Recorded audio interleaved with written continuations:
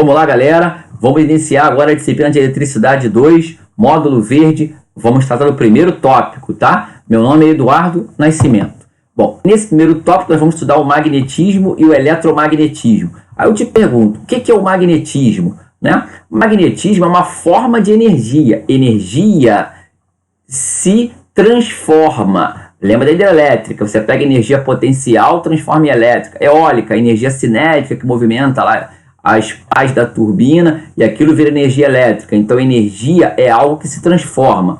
O magnetismo é uma forma de energia apresentada por apenas alguns materiais, como níquel, como ferro, como cobalto, como aço, tá? Dentre outras propriedades, existe uma pancada de propriedades aí do magnetismo. Todo cara que tem o magnetismo, né, que tem essa energia aí, ele tem a propriedade de atrair outros corpos, tá? Então, todo material que apresenta propriedades magnéticas é chamado de ímã. Um ímã, ele pode ser permanente, que mantém as suas propriedades magnéticas por tempo indeterminado, tá? Isso daí é formado por um composto de ferro, que é encontrado na natureza. Qual o nome desse composto de ferro? Magnetita. Magnetita é o nome do composto de ferro que apresenta propriedades magnéticas que você encontra na natureza. E esse material faz com que ele tenha propriedades magnéticas por tempo indeterminado, permanente. E o ímã temporário? O ímã temporário, cara, é um eletroímã. Ele apresenta propriedades magnéticas a partir de determinadas condições, tá? Se você não tiver essas condições, se você não dá essas condições para ele, as propriedades magnéticas não são apresentadas. A gente vai tratar isso mais para frente. Tá legal? Aí você tem agora, o que eu tenho que te dizer é o seguinte: todo ímã apresenta propriedades magnéticas.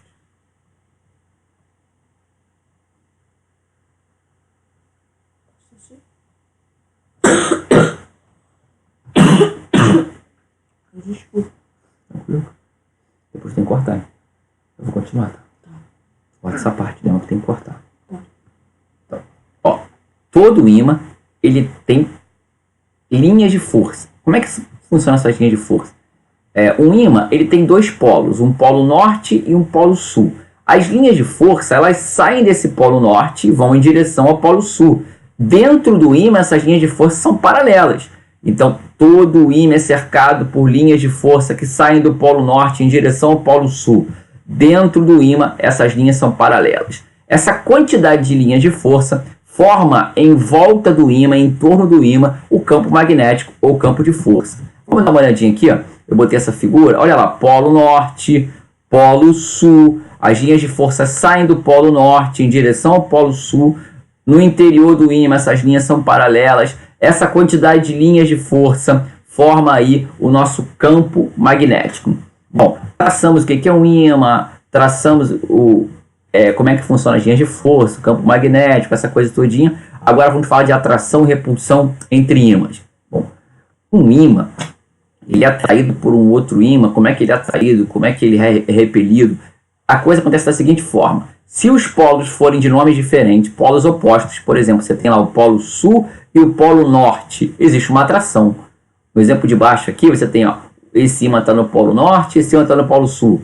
Atração de novo. Agora, se tiver os dois com o mesmo nome, polo sul com polo sul, repulsão, não adianta, você não consegue colar o ímã, os ímãs se afastam. E o polo norte com o polo norte? Do mesmo jeito, os ímãs também se afastam. Então, se os polos forem opostos, se forem de nomes diferentes, existe a atração. Se os polos forem iguais, existe a repulsão entre os ímãs. Agora vamos estudar o que é fluxo magnético. O que seria fluxo magnético? Fluxo magnético é a quantidade de linhas de força que representam o campo magnético desse ímã. Tá? Essa quantidade de linhas de força pode ser convertida para uma unidade chamada de Weber, em homenagem a um físico alemão, né? Aí você coloca aqui: o fluxo magnético é igual à quantidade de linhas dividido por 1 vezes 10 a 8, isso aí passando para a unidade de Weber, tá? Vamos fazer um exemplo aí sobre fluxo magnético. Botei o exemplo assim, ó: calcule o fluxo magnético em microverb de uma superfície atravessada por 50.000 linhas de magnetização, linhas de força, tudo bem? Aí eu botei assim, ó, o fluxo é igual a quantidade de linhas dividido por 1 vezes 10 a 8. Então, a minha quantidade de linhas é 50.000. Então, eu botei 5. Repara que eu tenho 4 zeros. Se eu coloquei 4 zeros, vezes 10 a quarta, tá? Se fosse 5 zeros, 10 a quinta. Como aqui nós temos 4 zeros, 10 a quarta. Dividido por 1 vezes 10 a 8. Essa conta é bem simples. Pega só o número. 5 dividido por 1 dá 5. Esse 10 a 8 vai para cima, vira 10 a menos 8. 10 a 4 com 10 a menos 8 vira 10 a menos 4. Então, eu fico com a seguinte resposta aqui, ó. 5 vezes 10 a menos 4, Weber. Se eu quiser usar aqueles submúltiplos, mili, micro, que nós já conhecemos, eu boto assim, 500 vezes 10 a menos 6. Era 10 a menos 4, acrescentei 2 zeros, virou 10 a menos 6. E aí eu consigo passar isso para micro. E a resposta final fica 500 micro Weber. Tá legal? Agora vamos iniciar um outro conceito aí, que é a densidade de fluxo magnético. Olha só que legal isso aqui. A densidade de fluxo magnético, nós colocamos aqui, ó, é o fluxo magnético dividido pela área. Vamos olhar esse desenho? Aqui você repara que você tem linhas de força magnética, que saem do polo norte e vão para o polo sul. Essas linhas de força estão incidindo sobre uma área, né? Por essa figura aqui amarela. Então aqui você tem o fluxo magnético incidindo sobre uma área. Entenda, densidade ou indução magnética tem a ver com essas duas coisas aí. Primeiro, o fluxo. Quanto maior for a quantidade de linhas de força, maior vai ser o fluxo. E mais denso, mais densidade de fluxo magnético vai ter ali aquela área. A área já é inversamente proporcional.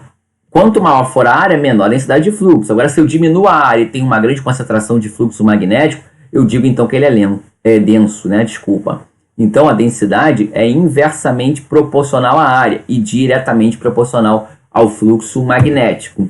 Coloquei aqui, ó, B é densidade de fluxo magnético em Tesla, Φ é o fluxo magnético em Weber e A é a área da superfície em metros quadrados, tá? Vamos tratar um pouquinho sobre os materiais magnéticos, como eles são classificados. Vamos começar com esse cara aqui, ó. Os materiais magnéticos são materiais que são atraídos ou repelidos por um ímã, podem ser magnetizados por eles, tá? Lembra que nós falamos isso lá no início? É o ferro, o aço, né? E dentre outros aí. Os ímãs permanentes são aqueles constituídos por materiais magnéticos duros, como o aço cobáltico, que mantém o magnetismo quando o campo magnetizador é afastado. A gente está só reforçando aquele conceito lá de trás. Bom, aí esses materiais magnéticos eles podem ser classificados em 3 tipos. Os primeiros são os ferros magnéticos. Os ferros magnéticos você tem o ferro, o aço, o níquel, o cobalto e algumas ligas comerciais, como ao níquel, tá? Os ferrites são materiais que não são magnéticos, mas eles apresentam propriedades magnéticas. Olha que interessante, botei assim, ó. O ferrite é um material cerâmico, permeabilidade na faixa de 50 a 3.000. Daqui a pouco eu te falar o que é permeabilidade, tá? Ele é utilizado em transformadores de radiofrequência, tá? Os ferrites são materiais não magnéticos, como eu disse, mas eles possuem a propriedade dos ferros magnéticos, tá? Apesar de ele não ser um material magnético. Os paramagnéticos, cara, eles são assim, o alumínio, a platina, o manganês e o cromo. Olha só, outro tipo de classificação que nós temos, os materiais paramagnéticos. Quem são esses caras? O alumínio, platina, manganês e o cromo, tá? Esses caras apresentam uma permeabilidade relativa ligeiramente maior do que um, tá? Os materiais diamagnéticos são o terceiro nesse grupo de classificação aí. Temos o ouro, a prata, o bismuto, o antimônio, o cobre, o zinco, o mercúrio. Esses caras, os diamagnéticos, apresentam permeabilidade relativa menor que 1. Então nós temos 3 aí. Ferros magnéticos, né, que são aqueles que têm capacidade, propriedades magnéticas aí. Temos os paramagnéticos, que têm uma permeabilidade relativa um pouquinho maior do que 1. E temos os diamagnéticos, que é um pouquinho menor do que 1, tá? Bom, agora, fechamos essa parte de magnetismo, essa parte bem inicial aí, conceituando uma base do magnetismo.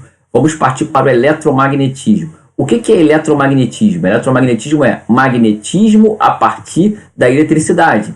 Magnetismo a partir da eletricidade. Bom, teve um físico dinamarquês, um nome bem tenso, né? Não sei pronunciar esse nome direito, mas acredito que seja Ørsted.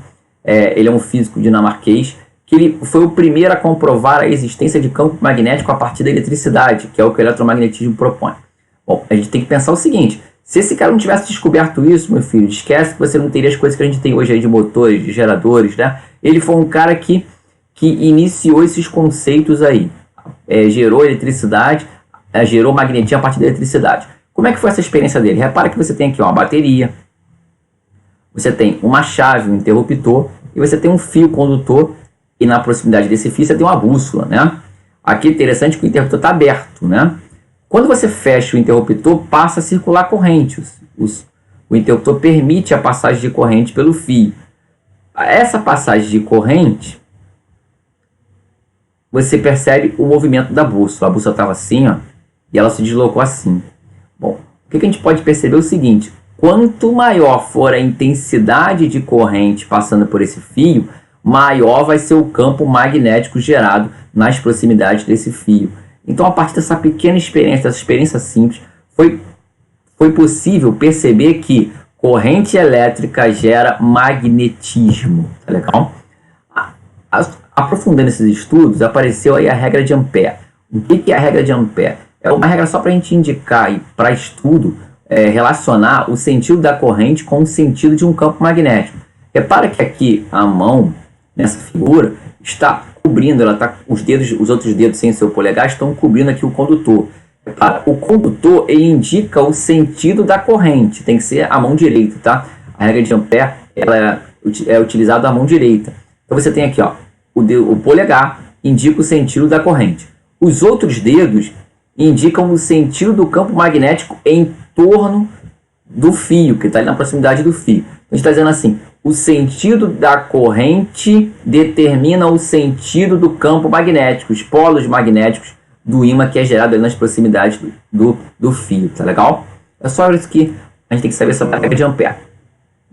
Aí como é que eu meço então a intensidade de campo magnético em um condutor? Primeira coisa que a gente precisa entender, vamos lá, magnetismo, eu tenho lá as propriedades magnéticas. Eletromagnetismo, eu gerar o magnetismo a partir da eletricidade, ok? Aí eu vi que quando eu passo corrente num condutor, eu gero nas proximidades dele um campo magnético, legal?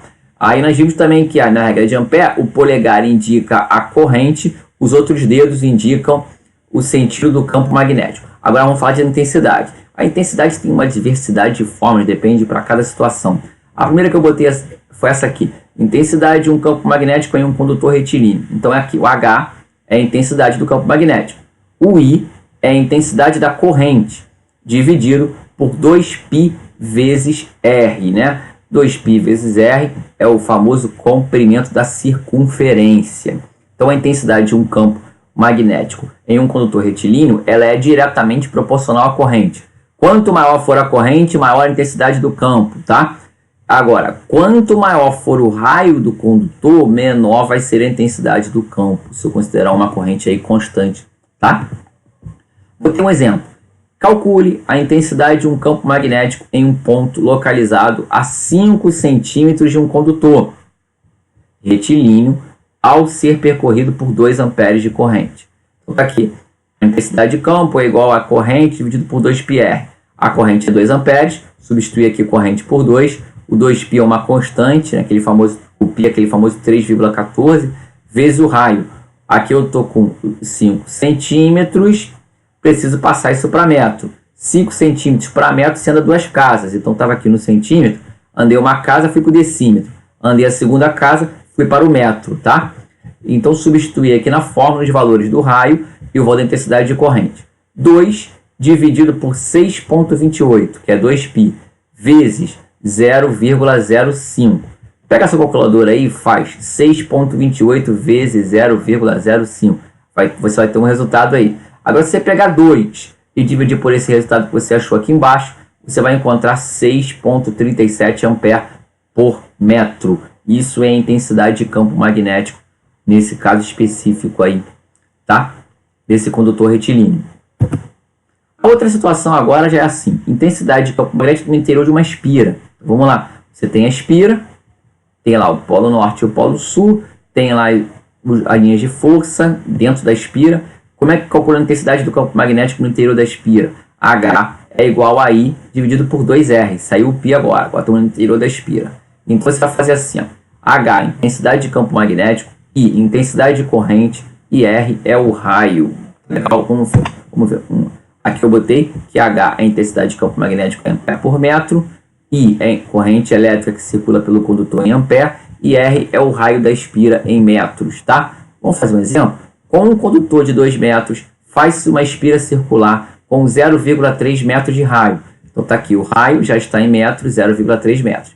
Qual é a intensidade de campo magnético em seu interior se aplicarmos uma corrente de 3 amperes? Então eu tenho uma corrente de 3 amperes, um condutor de 2 metros de comprimento e com esse condutor eu fiz uma espira circular, né, que tem um raio de 0,3 metros. Ficou assim então, H é igual a I dividido por 2R.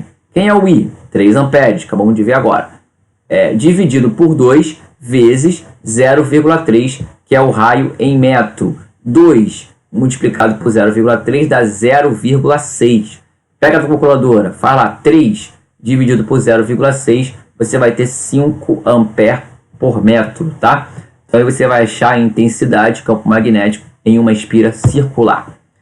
E se eu tivesse essa situação aqui agora? Intensidade de campo magnético no interior de uma bobina. Agora eu estou com uma bobina. Repara as linhas de força, ó, por dentro da bobina, as linhas de força externas, né? Toda essa naquele mesmo esquema de polo norte, polo sul, só que essas linhas de força são geradas pela corrente. Como é que a gente calcula isso? Aí você tem aqui, ó, H é igual a N vezes I dividido pela raiz quadrada de 4R ao quadrado mais L ao quadrado. É o que a gente tem agora. Intensidade de campo magnético interior de uma bobina. Opa, ele depende do número de espiras. Quanto maior for o número de espiras, maior a intensidade de campo magnético. Depende da corrente. Quanto maior for a corrente, mais campo magnético eu tenho. Depende inversamente do raio e do comprimento. Quanto maior for o raio, é pior, a intensidade de campo diminui. E o comprimento também. Quanto maior for o comprimento da bobina, a intensidade de campo também vai diminuir. Eu botei aqui que H é a intensidade de campo, N é o número de espiras, I é a corrente elétrica que circula pelo condutor, R é o raio do solenoide em metros e L é o comprimento do solenoide em metros. Tá legal? Vamos fazer mais um exemplo? Está dizendo assim, ó, em um solenoide de 300 espiras, então quer dizer, N igual a 300, com 2 centímetros de raio, o raio está em centímetro, tem que passar para metro, 15 centímetros de comprimento, o comprimento está em centímetro, tem que passar para metro, é aplicado uma corrente de 2 amperes. Determine a intensidade de campo magnético em seu interior. Então tá aqui, ó, H é igual a N vezes I dividido pela raiz de 4R ao quadrado mais L ao quadrado. Quem é o N? Vamos voltar aqui, ó, o N é 300. Então botando lá, N é 300 vezes 2 amperes. Opa, 2 amperes é a corrente. Então aqui, ó, 2 amperes é a corrente. Então eu peguei 300 e multipliquei por 2 amperes. Dividido pela raiz de 4 vezes o raio ao quadrado. O raio é 2 centímetros. 2 metros. 2 centímetros mesmo, tá certo. Passamos para metro, vai ficar 0,02 ao quadrado. Mais o L, que é 15 centímetros, passei para metro, 0,15 ao quadrado. Agora dá uma continha mais chata, né? Em cima tá fácil, 300 vezes 2 é 600. Aqui tu pega a tua calculadora, faz lá 0,02 ao quadrado, multiplicado por 4, que vai dar esse valor aqui, ó, 0,0016, mais o 0,15 ao quadrado, que é 0,0225. Agora você vai somar esses dois valores, tira a raiz quadrada, vai dar 0,155. E os 600 não alterou em cima. Última conta que você vai fazer, 600 dividido por 0,155 é igual a 3.871 ampere-espiras por metro, tá? Repara que houve um aumento muito maior aí da intensidade de campo magnético devido ao produto N vezes I, né? Que você colocou espira na coisa aí. Aí existem alguns casos particulares. Por exemplo, posso considerar um solenoide muito longo. Quando é que eu considero isso? Quando o comprimento dele é muito maior do que o raio, né? Comprimento maior que o raio, eu posso considerar que ele é um solenoide muito longo. Então eu usaria essa mesma fórmula aqui. Só que aí você está considerando que o comprimento é muito maior do que o raio, você vai cortar esse 4R ao quadrado, vai considerar que isso aqui é zero. Raiz quadrada de L ao quadrado, você vai cortar o quadrado com a raiz, vai sobrar só o L. Por isso que aqui na fórmula aparece H é igual a N vezes I dividido por L. Agora eu também tenho um solenoide muito curto. O que é um solenoide muito curto? É quando o raio é maior que o comprimento. Então você tem aqui, ó, raio maior que o comprimento. H igual a N vezes I dividido por 2 vezes R. Agora mudou. Na outra hora era o L, agora é o R, tá? Então agora é quando o raio é maior do que o comprimento. São dois casos particulares aí em relação a esse último exercício que nós fizemos aí. Aí eu botei assim, calcular o campo magnético no centro de um solenoide de 10 centímetros de comprimento, com 600 espiras, e percorrido por uma corrente de 2 amperes. Aqui a fórmula, a gente está considerando aquele primeiro caso em que o L é muito maior do que o raio. Então está aqui, a intensidade de campo magnético é igual a N vezes I dividido por L. Quem é N? 600. Quem é I? 2 amperes. Quem é L? 0,1. 600 vezes 2 dá 1.200. Dividido por 0,1 é igual a 12.000 ampere-espiras por metro. Tá ok? Bem simples, bem tranquilo esse, tá? Agora tem mais uma outra situação aqui. Intensidade de campo magnético no interior de uma bobina toroidal. Toroidal que tem esse comportamento aqui, ó, é um anel o fio é enrolado em torno desse anel, como está aqui, ó. Isso é chamado toroide, né? A bobina toroidal. Como é que calcula o campo magnético nela? Assim, a intensidade de campo magnético é igual a N vezes I dividido por 2 vezes π vezes o raio. Legal? Botei um solenoide toroidal com 10 centímetros de raio. Estou te dizendo, toroidal, 10 centímetros de raio. O raio tem centímetro, vamos passar para metro. Possui 600 espiras e é percorrido por uma corrente de 500 mA, dado com M minúsculo, mA. Determine a intensidade de campo magnético. Bom, vamos fazer isso aí. O número de espira é 600. A corrente é 500 mA. 500 mA, eu passando para ampere, vai ser meio. Então, 600 vezes meio, dividido por 2 vezes 3,14 vezes 0,1. Esse 0,1 aí é o raio, que está em centímetro, e eu passei para metro. Então, peguei 600, multipliquei por meio, deu 300. Peguei 2π, multipliquei por 3,14, multipliquei por 0,1, vai dar 0,628. Pega esse valor aqui de cima, divide pelo de baixo, tem que dar 478 ampere-espiras por metro, aproximadamente. Tá legal? Encerramos essa parte aí. Agora vamos tratar de um outro conceito. Essa aula é muito conceitual, né? Vai ficar até um saquinho. Vamos ter que ter um pouquinho de paciência. Indução magnética. O que é indução magnética? Ao colocarmos uma barra de ferro em um campo H, aqui, ó, você tinha aqui um campo H. Aí você colocou uma barra de ferro dentro desse campo, né? A orientação magnética produz um campo M. Apareceu um novo campo aí. A esse novo valor de campo produzido pela soma do campo H com o campo M, dá-se o nome de indução magnética ou campo beta. Então, o que é o campo beta? O que é indução magnética?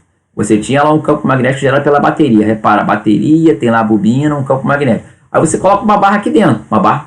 Essa barra vai ter um campo magnético na barra. Então, agora você tem dois campos magnéticos. O gerado na bobina e o gerado pela barra. A soma desses dois campos, a gente chama isso de indução magnética. Tá legal? A indução magnética é medida em Tesla. Φ, nós já vimos que é fluxo magnético. E A é a área da superfície perpendicular ao fluxo em metros quadrados. Último assunto, permeabilidade magnética. O que é a bendita permeabilidade magnética, hein? A permeabilidade magnética é a indução magnética, né, dividido pela intensidade de campo magnético. E o que é essa permeabilidade magnética? Conceito. Permeabilidade magnética é a capacidade do material concentrar fluxo magnético. Capacidade do material concentrar fluxo magnético. Se ele tem uma alta capacidade de concentrar fluxo magnético, a gente diz que ele tem uma alta permeabilidade magnética, tá? H é intensidade de campo, beta é intensidade de fluxo magnético ou indução magnética, e μ é a permeabilidade magnética. Aí existe um valor que é estabelecido, foi testado, que é a permeabilidade do vácuo. A permeabilidade do vácuo, ela é 4π vezes 10 a menos 7 Tesla metro barra ampere-espiras, tá? 4π vezes 10 a menos 7. Temos também a permeabilidade relativa, que é uma relação entre a permeabilidade de um meio qualquer e a do vácuo. Por exemplo, esses valores de permeabilidade relativa eles são valores que não são constantes, eles são valores variáveis, que variam dentro de uma faixa. E eles dependem do material, tá? Aqui tem uma tabelinha, olha só. Se o material for aço, silício, a permeabilidade relativa inicial está na faixa de 7.500 e a máxima na faixa de 55.000. Agora nós mudamos o material, mudou o material, mudou o material. A cada mudança de material, muda-se a faixa. Para o ferrite, de 2.500 a 5.000. Então a permeabilidade relativa ela vai variar nesta faixa, tá legal? E a permeabilidade relativa está relacionada com a permeabilidade do meio dividido pela permeabilidade do vácuo.